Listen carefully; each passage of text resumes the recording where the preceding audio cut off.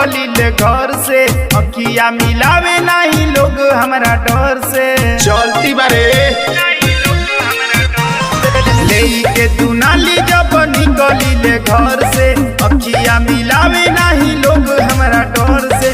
हमसे रंगदारी तोरा पर जाई भारी, बेटा हमारा भी रह अब काटे मेरे। बुझाई लो हमारा से बड़ रंगदार कवन रे, रंगदारी कइल पेशा खानदानी हवे रे।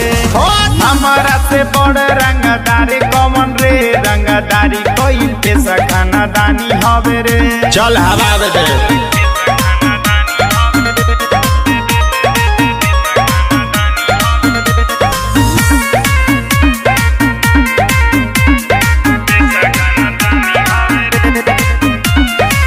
बापू दादा राज कैले कई साल रे, मर्डर हो जाला हमरा कहते ताता काल रे।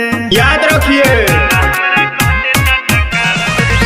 बापू दादा राज कैले कई साल रे, मर्डर हो जाला हमरा कहते ताता काल रे।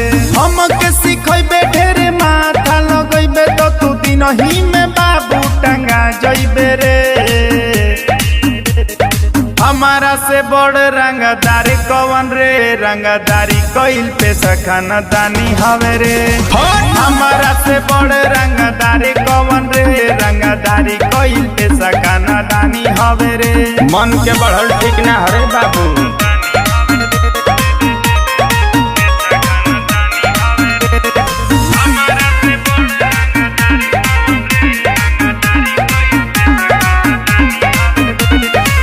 गौआ में जो चाहे पूछ ले जवार में, लगबे तो गोली मारब सीधे कपार में। दहेजुआ दुनाली मिलल बा।